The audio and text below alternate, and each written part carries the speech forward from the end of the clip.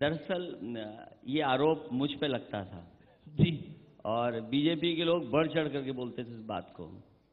वो ये कहते कि उत्तर प्रदेश की सरकार 5 मुख्यमंत्री चला रहे हैं, इसलिए मैंने उन्हें याद दिलाया और सरकार की शुरुआत में याद दिला दिया कि मुख्यमंत्री 1, उप मुख्यमंत्री 2 और बोलने वाले मुख्यमंत्री मंत्री 2, तो कुल मिलाकर 5 लोग वो भी दिखाई दे रहे हैं। और अनुभव के लिए मैंने इसलिए कहा उनसे क्योंकि लोकसभा में सदन में जाकर के मुख्यमंत्री जी ने ये कहा कि मैं राहुल जी से बड़ा हूं, लेकिन राहुल जी मुझसे बड़े हैं और अखिलेश से मैं बड़ा हूं। जी। तो मैंने अनुभव शेयर इसलिए किया, राहुल से छोटा हूं और अखिलेश से बड़ा हूं। जी। तो मैंने कहा कि जो अनुभव है इसलिए शेयर कर रहा हूं कि उम्र में जरूर छोटा हूं मैं, जी, लेकिन 5 साल का कार्यकाल और काम मैंने किया है, इसलिए अनुभव में आप पीछे हैं। तो इसलिए कुछ सुझाव मैंने उनको सदन में दिए थे। तो इसमें आपकी एक पीड़ा भी छुपी हुई थी। 5 साल आप भी 5 मुख्यमंत्रियों को देखते हुए आए हैं। खैर अब तो मैं सरकार में नहीं हूं, तभी खुल के बोल सकते हैं। और सरकार में न रहने का मुझे कोई गम नहीं है, लेकिन मुझे खुशी इस बात की है कि समाजवादी सरकार ने वो पैमाना तय किया है कि अभी बीजेपी को पाना मुश्किल है। और मैंने सदन में एक बात और कही जी, कि जो काम समाजवादी सरकार ने उत्तर प्रदेश में कर दिया है प्रधानमंत्री जी नहीं कर सकते, हाँ मुख्यमंत्री चाहेंगे तो कर सकते हैं। चलिए एक बात बताइए, क्या अब आप 4 विक्रमादित्य मार्ग में आप रहते हैं, पहले आप 5 कालिदास मार्ग रहते थे, अब जब अपने नए घर में आए हैं तो क्या अभी भी याद आती है उस दौर की? अब तो मैं बहुत आराम कर रहा हूं आजकल, और याद तो नहीं, जो समाजवादी ने काम किए वो अभी भी याद आ रहे हैं और याद दिला रहे हैं दूसरे लोगों नहीं, को। ये भी याद आती है कि कहीं चूक हो गई, कहीं कुछ गलती हो गई, इस वजह से 2017 में वापसी नहीं हो पाई। देखिए आज दिल की बात करिए, मैं मन की बात नहीं बोलूंगा, फिर आप बोलेंगे नरेंद्र मोदी की मन की बात होती है। दिल की बात करिए आप। देखिए सवाल यह है कि लोकतंत्र में जनता तय करती है जी, और जनता ने जो फैसला लिया वो हमें स्वीकार है। हमारी सड़क, हमारी बिजली या जो इंफ्रास्ट्रक्चर में काम किया है वो जनता को नहीं पसंद आया, और जो नई सरकार बनी है उनका कामकाज पसंद आया है, उनके वादे पसंद आए हैं, उनके नारे पसंद आए हैं। तो ये तो अच्छी बात है कि अगर मेट्रो पसंद नहीं आई उन्हें और वो लोग बुलेट ट्रेन का इंतजार करेंगे तो अच्छी बात है। पर आप अपनी चूक को कहीं ना कहीं मानते हैं, कोई चूक हुई है, कहीं कुछ गलती हुई है? लोकतंत्र में चूक, क्योंकि मैं ये कहूं कि समाजवादी पार्टी क्यों पीछे रह गई, जी, मैं ये कहता हूं कि समाजवादी पार्टी लोगों को समझाती रही और बीजेपी के लोग बहकाते रहे, तो इसलिए लोकतंत्र में कभी कभी बहकाना इतना हो गया। नहीं, देख अखिलेश जी, बहकाना इतना बड़ा हो गया। केशव प्रसाद मौर्य खुद 300 सीटों की बात करते थे कि 300 कमल लेके जाएंगे, तो 325 तक पहुंच गए। मैं तो ये कह रहा हूं कि इतना बहकाया। मैंने अभी कुछ दिन पहले कहा कि अगली बार समाजवादी सरकार बनेगी तो हम गरीबों को और अपने गांव में रहने वाले लोगों को वादा कर रहे हैं कि चांद पर एक एक लोही आवाज देंगे सबको। नहीं, ये आप बड़ा कटाक्ष भी कर रहे हैं मौजूदा सरकार पर, मौजूदा केंद्र सरकार पर बड़ा कटाक्ष भी है आपके अपने तरीके से। मैं इसलिए कह रहा हूं कि गरीब अभी इंतजार कर रहा है कि 15 लाख आएंगे कि नहीं आएंगे उनके अकाउंट में। मैंने कहा उनसे, कई हमें मिले साथी, हमने कहा ये जो आपने एक अकाउंट खुलवाया इसलिए नहीं पैसे आ रहे हैं, पूरे परिवार के अकाउंट खुलवाओगे तब 15-15 लाख सबके अकाउंट में आएंगे। अखिलेश जी, पर 3 साल हो गए मोदी सरकार को भी, क्योंकि मोदी सरकार की एनिवर्सरी भी है। 3 साल हो गए मोदी सरकार को। अगर विपक्ष के दावों में, विपक्ष के सवालों में इतना दम होता तो उत्तर प्रदेश और उत्तराखंड के अंदर प्रचंड बहुमत नहीं मिलता बीजेपी। देखिए हम दूसरे प्रदेश की बात नहीं जानते, जी जी, लेकिन उत्तर प्रदेश की बात ही मैं जानता हूं जी, कि ये बीजेपी ने सबका विकास सबका साथ पे वोट नहीं लिया। उन्होंने जो चाहा उसको हेलीकॉप्टर दे दिया, बोले आप पाल समाज के हैं, बघेल समाज के, लीजिए हेलीकॉप्टर, जाइए आपको मुख्यमंत्री बनाएंगे। आप मौर्य समाज के हैं, आइए आपको भी मुख्यमंत्री बना देंगे।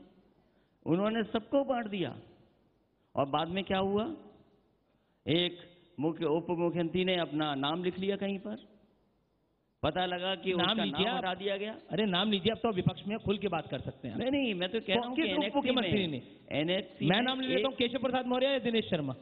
ये जो उप मुख्यमंत्री मौर्य जी हैं, इन्होंने अपना नाम लिख लिया वहां पर, जी, हटा दिया गया। हम तो कहते हैं उनसे कि क्यों शास्त्री भवन में कब्जा किया, आपको तो लोक भवन में जाकर कब्जा करना चाहिए था। वो ज्यादा अच्छी जगह है।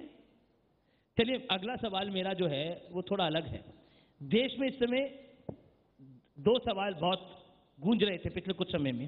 पहला, कटप्पा ने बाहुबली को क्यों मारा, और दूसरा सवाल आप जान गए सवाल क्या है। वो सवाल ये है कि प्रधानमंत्री मोदी के कान में मुलायम सिंह यादव ने क्या कहा। हालांकि आपने अपने इंटरव्यू में एक जवाब दे डाला कि प्रधानमंत्री मोदी को आपके पिताजी यानी मुलायम सिंह यादव साहब ने ये बात बोली कि ये मेरा लड़का है, बच के रहना। पर फिर प्रधानमंत्री ने क्या जवाब दिया वो इस इंटरव्यू में पूरा कर दीजिए आप। अब देखिए, क्या मेरा कोई प्रधानमंत्री से संपर्क नहीं है। आपका संपर्क होगा, आपको पूछना चाहिए, क्योंकि अगर उन्होंने कान में कहा है नेताजी ने और सुना है उन्होंने प्रधानमंत्री जी ने, आप पीछे तो खड़े थे, हमसे पूछा आप गया, तो पीछे मैंने खड़े बताया थे कि मुझे लगता है यही कहा होगा।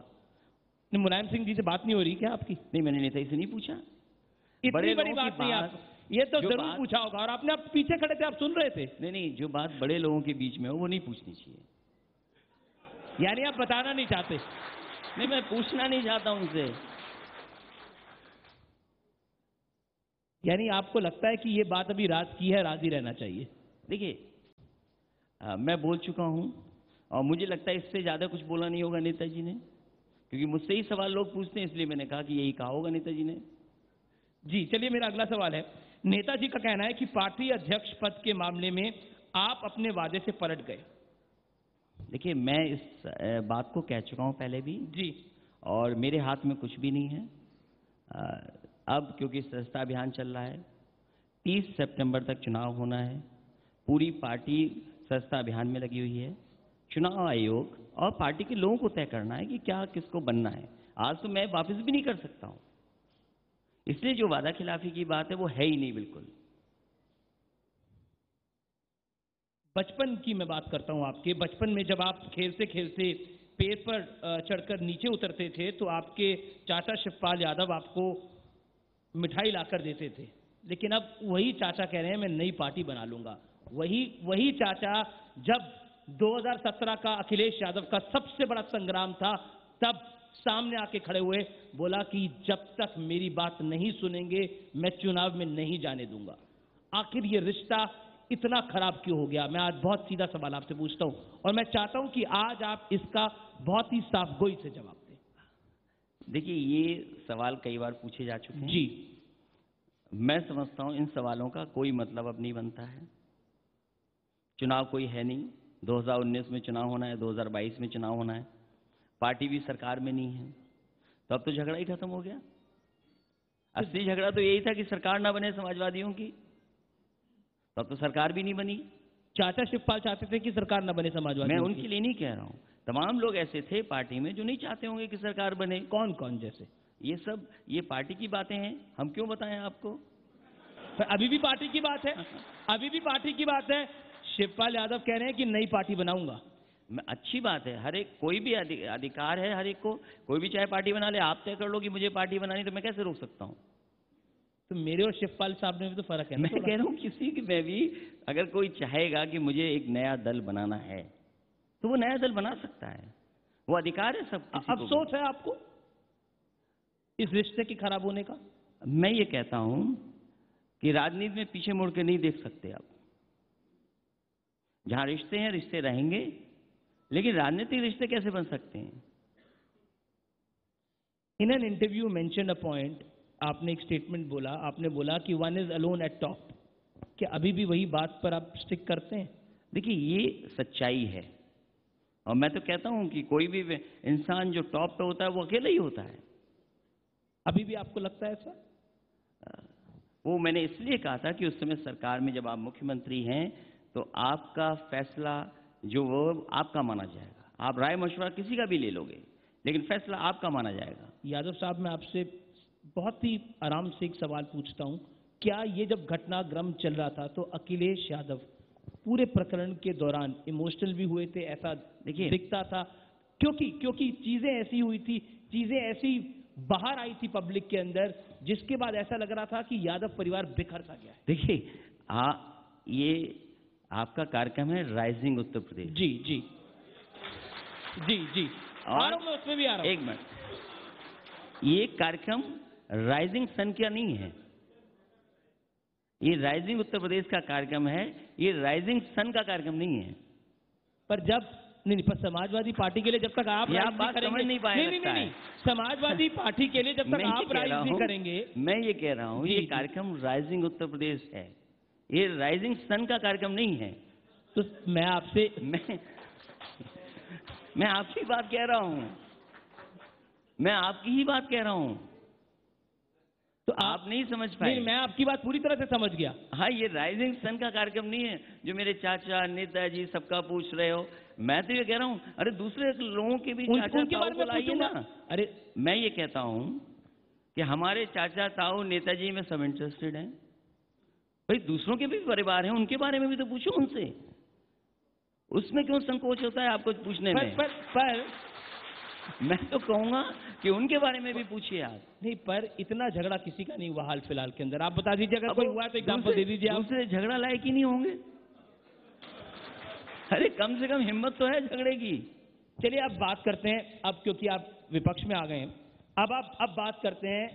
समाजवादी पार्टी सदस्यता अभियान चला रही है, कितनी सफलता मिल रही है आपको? मैं ये कह सकता हूँ कि समाजवादी पार्टी का संगठन और जितना नेतृत्व है वो बहुत जिम्मेदारी से सदस्यता के अभियान में लगा हुआ है। और मुझे खुशी इस बात की है कि बड़ी संख्या में नौजवान भी पार्टी से जुड़ रहे हैं।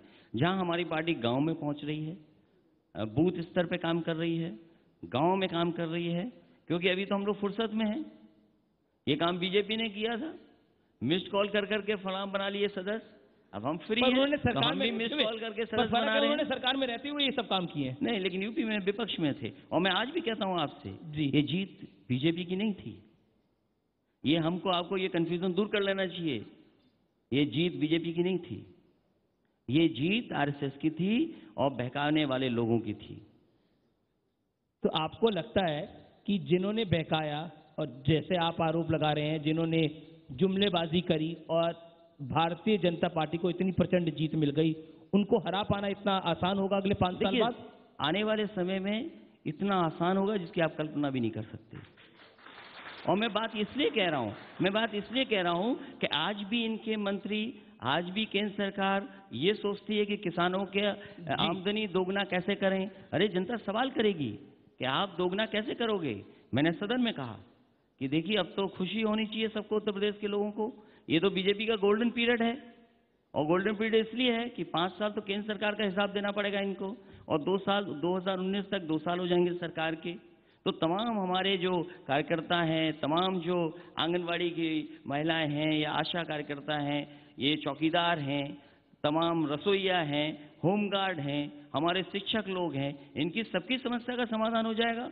क्योंकि नोटबंदी के बाद तो पैसा बहुत आ गया, नोटबंदी के बाद तो भंडार लगा होगा खजाने में। आप तो कहते थे और नोटबंदी GST के से बाद लोगों और का इतना खजाना लग नुकसान हुआ। जाएगा। आपने नोटबंदी की बात करते हैं, आप तो कहते थे कि नोटबंदी से इतना बड़ा नुकसान हुआ कि जनता बताएगी, लेकिन जनता ने तो बता दिया। मैं आज भी कहता हूं कि नोट से काला और सफेद धन नहीं होता है। ये जो बोला गया बीजेपी की तरफ से कि नोट से ही सब काला धन खत्म हो जाएगा, भ्रष्टाचार खत्म हो जाएगा। और मैंने पूरे चुनाव में कहा इस बात को, मैं आज भी कहता हूं, रुपया नहीं होता काला सफेद, हमारा आपका लेन देन काला सफेद होता है। कोई रुपया काला सफेद है क्या? आज भी रुपया आ गया, पर लोगों को समझा नहीं पाए आप ये बात। मैं यही तो कह रहा हूं कि हम तो समझाने में मुश्किल रहा। ये बहकाते रहे, कहा कि अकाउंट में पैसे आ रहे हैं आपके 15 लाख, नोटबंदी से सबसे ज्यादा गरीब को फायदा होगा, ये बताया गया। लेकिन आज गरीब सोच रहा है कि फायदा कितना हुआ उसको। ये तो बैंकों को बचा लिया। अगर आप गौर करें कि बैंकों का क्या होता अगर नोटबंदी ना होती, तो आप सोचिए, और सोचिए इस बात का कि जो लोग खजाना ले गए बैंक का, वो कभी नहीं लौटेंगे, क्योंकि बैंक उनके पास जाती है, बैंक के पास वो नहीं आते हैं। ये जितने लोगों ने बैंक से पैसा लिया है, जो बैंक का खजाना खाली था, नोटबंदी से बैंक भर गई। चलिए अब योगी आदित्यनाथ, ये सवाल बड़ा है जी। अब ये देश का सवाल है, तो जनता पूछेगी उस समय। पर जनता ने तो अभी भी जवाब दिया ना। तो वही तो मैंने कहा कि समझाने में हम नाकाम रहे। मैं कहता हूं एक पुरानी कहावत है जी कि लोहा लोहे को काटता है, और कैपिटलिस्ट किल्स कैपिटलिस्ट। अभी जो सहारनपुर में हुआ, जो जहर इनका बोया हुआ था, वही जहर काम किया है। आज जातियों में लड़ाई हो गई, झगड़ा हो गया। क्या आपको लगता है योगी आदित्यनाथ का पिछले कुछ दिनों का कार्यकाल, इसको महीनों का कार्यकाल भी नहीं हम कह सकते, कुछ दिनों का कार्यकाल कैसा आपको दिख रहा है? सत्ता आपने भी संभाली। देखिए 2 महीने हुए हैं, लेकिन 2 महीने में सरकार कानून व्यवस्था पर असफल रही है। क्यों? क्योंकि घटनाएं बहुत हुई हैं। जहां वाराणसी की अगर माने शराफा व्यापारी का बड़े पैमाने पर थाने और कोतवाली के सामने 10 करोड़ की लूट हो गई, आज तक केस नहीं खुला। आपके मथुरा का मामला आपके सामने है कि जहां पर एक व्यापारी शराफा परिवार की हत्या हो गई, सीसीटीवी में तमाम लोग दिखाई दे रहे हैं, अभी भी नाकाम है, सरकार नहीं पकड़ पाई उनको। सहारनपुर में जो हुआ आईपीएस के साथ, किसी सरकार में ऐसा नहीं हुआ होगा। और फिर अगर वो ये कहें कि एसएसपी को हमने अच्छी जगह दे दी, कानून व्यवस्था ठीक हो गई, वहां के सांसद, वहां के विधायक ये प्रश्न लगाए, ये परीक्षा है बीजेपी की कि आखिरकार क्या कार्रवाई करेंगे उसमें। ये बड़ी परीक्षा है बीजेपी की। चलिए, क्या आपको लगता है आप उत्तर प्रदेश को जहां छोड़कर गए थे, क्योंकि आपने शासन किया 5 साल, योगी आदित्यनाथ अगले 5 साल क्या कर सकते हैं अखिलेश यादव की राय में? यूपी राइजिंग की बात करते हैं, यूपी को राइज कैसे करा सकते हैं? मैं ये कह सकता हूं कि प्रधानमंत्री जी जो काम नहीं कर सकते उससे ज्यादा काम यहाँ के मुख्यमंत्री कर सकते हैं।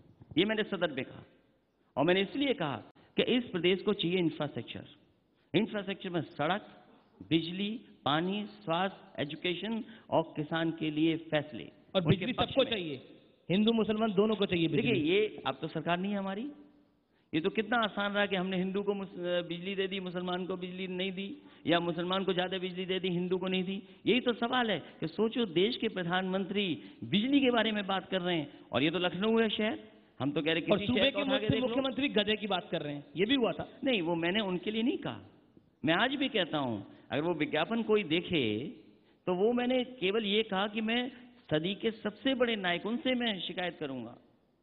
अब आपको लग रहा है योगी आदित्यनाथ हिंदू मुसलमान दोनों को बिजली दे रहे हैं?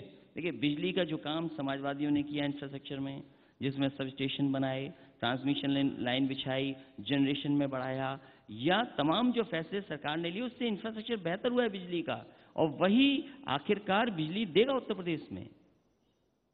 आपको लगता है आपने बिजली के अंदर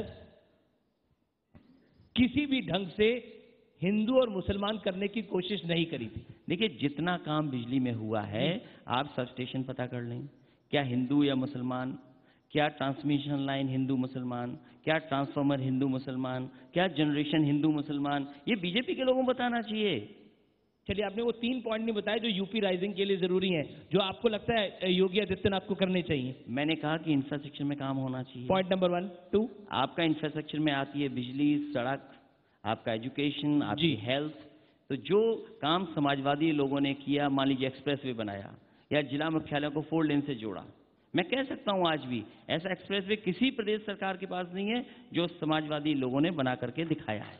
अच्छा चलिए, अब तो एम्बुलेंस से समाजवादी शब्द हट गया है और आपके एक्सप्रेसवे की भी जांच हो रही है। देखिए, क्या कहना चाहते हैं योगी आदित्यनाथ? मैं तो चाहता हूं अच्छा हुआ कि जांच कर दी। सड़क की जांच हो रही है, क्वालिटी कैसी थी? मैं ये कह रहा हूं कि अच्छा हुआ जांच कर दी, और मैं तो ये कहूंगा कि अगर मैंने 23 महीने में बनाया है, आप पूर्वांचल एक्सप्रेस 22 महीने में बना करके दिखा दो। सरकार आपकी है, हमने 23 महीने में बनाया 302 किलोमीटर, आप 340 किलोमीटर बना के दिखा दीजिए 22 महीने में। अच्छा चलिए, एक बात बताइए। और जहां तक जांच की बात है, ये तो अच्छा हुआ जांच हो गई जी।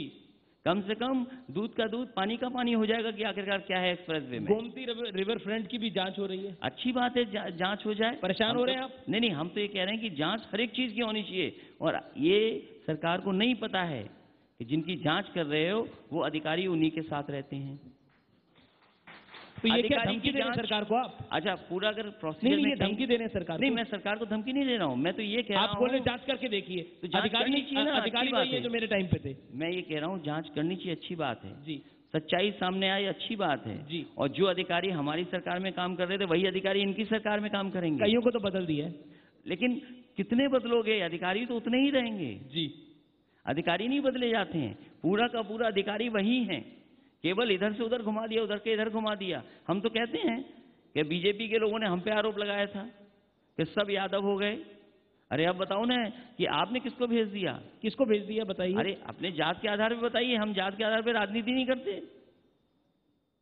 नहीं, आप बच रहे हैं बोलते बोलते नहीं, ये बात। मैं तो कुछ बोलना चाह रहे थे लेकिन रुक गए। मैं तो कह रहा हूँ ना कि पहले मैं तो ऐसे नहीं थे जब आप मुख्यमंत्री थे। मैं तो ये कह तब रहा हूँ खुल के कि बात करते थे। मैं तो ये कह रहा हूँ कि जात के आधार पर जी। जो चीजें कही गई हैं, आज सामने आईना रखा है, आईने पे देख लें कि कौन कहाँ है पोस्टेड।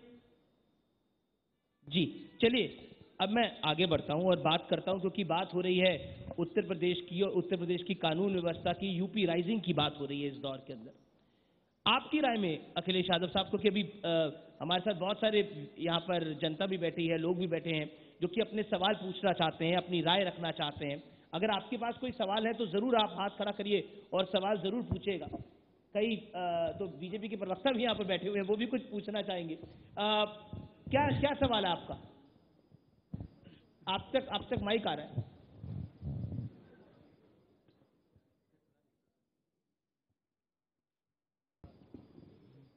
एक नेता के तौर पे मुलायम सिंह जी ने आपको सत्ता सौंपी थी। मुख्यमंत्री रहते हुए आप उत्तर प्रदेश के बाहर समाजवादी पार्टी का विकास नहीं कर सके। आपने स्वयं अभी इस इंटरव्यू में कहा कि उत्तर प्रदेश के अलावा बाकी प्रदेश को छोड़िए। क्या आप राष्ट्रीय अध्यक्ष के तौर पर अपने आप को असफल मानते हैं? जवाब। राष्ट्रीय पार्टी बने, ये सबका सपना है समाजवादियों का। और ये तो सवाल इन्होंने समाजवादियों का ही सवाल हमसे पूछ लिया। समाजवादियों की चिंता यही कि उत्तर प्रदेश से बाहर कैसे फैले। अब हम लोग फुर्सत में देखिए, अगल बगल के प्रदेश में फैलते हुए दिखाई देंगे हम लोग। जी पूछिए सर, क्या सवाल है आपके पास? माइक आ रहा है, मैं आ रहा हूं आपके पास।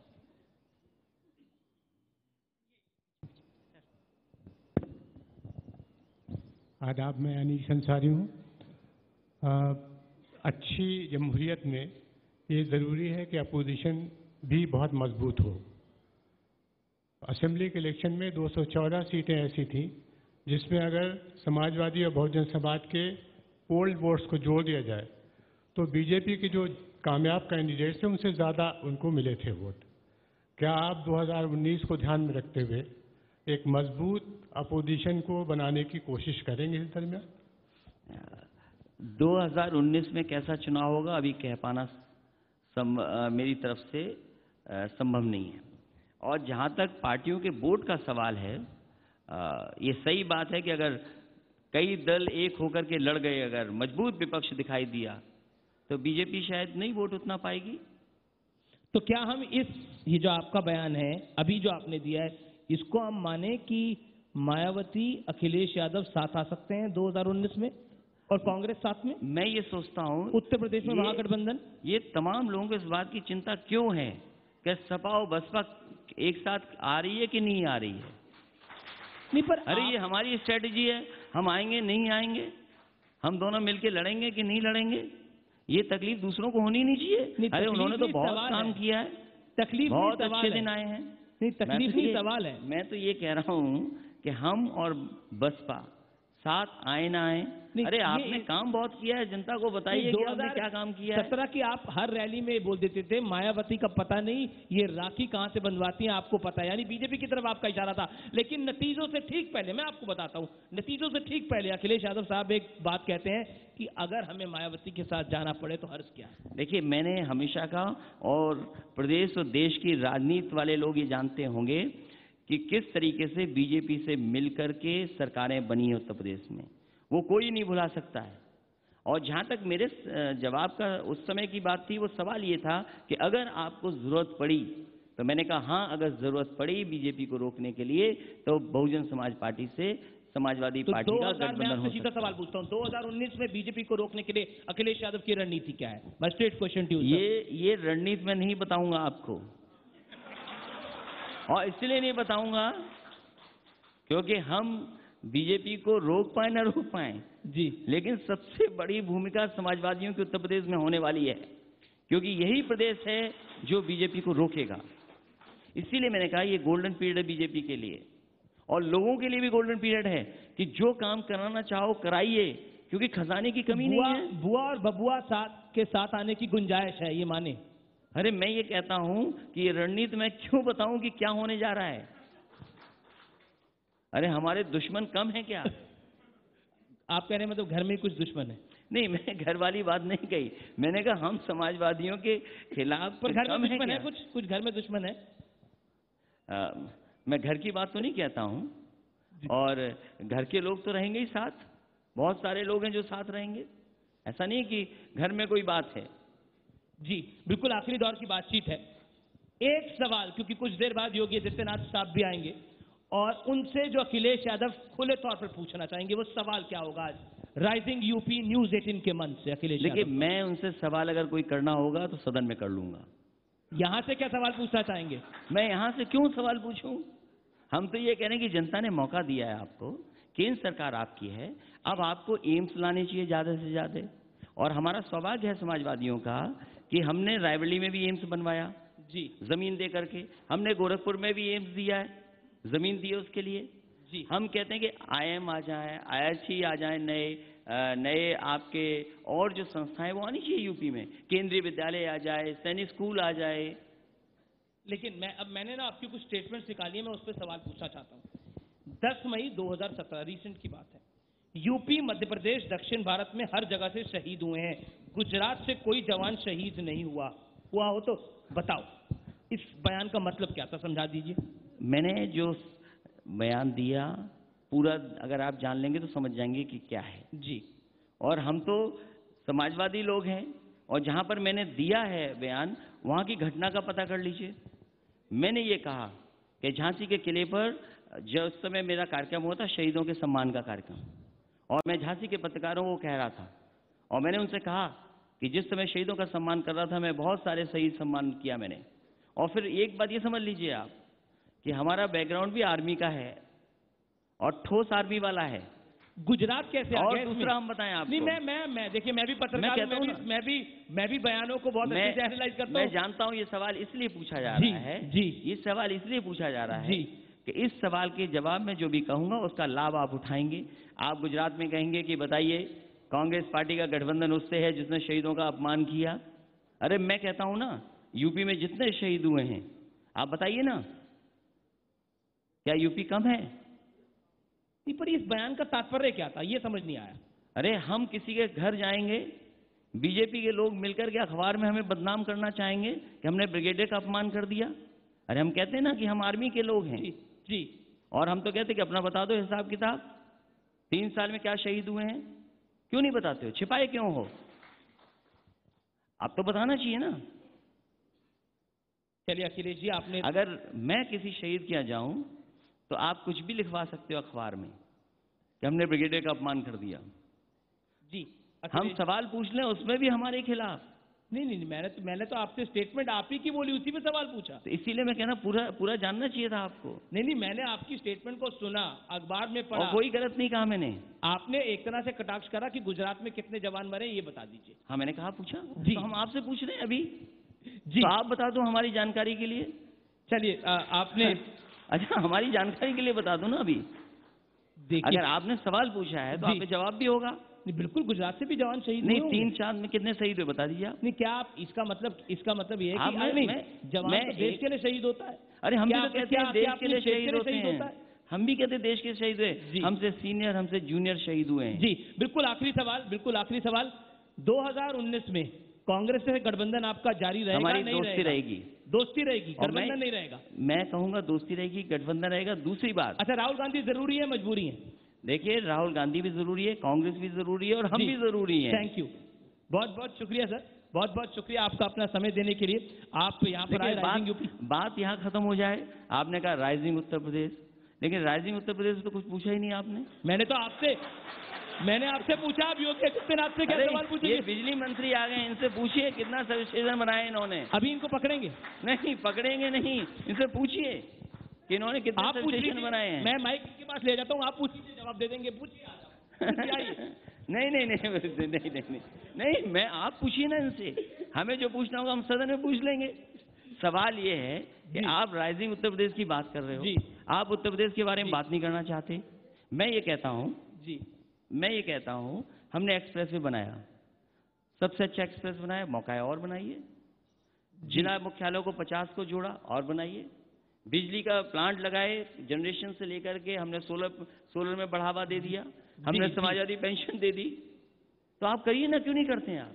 चलिए अखिलेश जी, आपने अपना तो समय आप दिया। राइजिंग उत्तर प्रदेश पे तो बात नहीं कर रहे, मैंने तो आपसे राइजिंग उत्तर प्रदेश में भी बात करी और राइजिंग मुझे चैन ये में भी बता बात दो, करी। अजय मुझे और- ये बता दो, जी जी आप भी नहीं अभी- देखिए, इंटरव्यू आपका चल रहा है, अब आप इंटरव्यू मेरा लेने अच्छा, लग जाएंगे तो फिर मामला दूसरी तरफ चला जाएगा। अजय ये पूछिए, आपको ये जानना चाहिए, आपको किसान को कहा जा रहा है कि उनकी आमदनी दुगनी हो जाएगी। हमें खुशी है इस बात की कि आमदनी दुगनी हो जाए किसानों की, पर होगी कैसे? आपने कहा हम किसानों के 36,000 करोड़ रुपए माफ करेंगे, रिजर्व बैंक तैयार नहीं है आपको पैसा देने के लिए। आप सब स्कीमें काटे दे रहे हो उत्तर प्रदेश की, समाजवादी पेंशन गरीबों की काटे ये दे रहे आपका हैं आप। योगी आदित्यनाथ से सवाल है कि अब आप इतने पैसे कहां से लाएंगे, पूछ लेंगे हम। अभी मैं आएंगे तो कहता पूछ लेंगे हूं आपका सवाल। कि 81 लाख किसानों का जी लाभ होने जा रहा है, लेकिन जनता में तो ये कहा था कि सब किसानों का कर्ज माफ होगा। अब गिनती 81 लाख की रह गई, और फिर 36,000 करोड़ रुपए अगर आप बांटेंगे तो कितना पैसा किसान को मिल जाएगा? जी थैंक यू बहुत बहुत अखिलेश जी, आपने अपना समय दिया, आपका बहुत बहुत शुक्रिया यहाँ पर आने के लिए। और चलिए धन्यवाद। अखिलेश जी, मैं आपसे रिक्वेस्ट करूंगी कि आप हमारे साथ स्टेज पर ही बने रहें, और बहुत बहुत शुक्रिया इस दिलचस्प इंटरैक्शन के लिए। अब मैं स्टेज पे मोमेंटो प्रेजेंटेशन के लिए इनवाइट करना चाहूंगी mister Avinash Kaul, president strategy, product and alliance.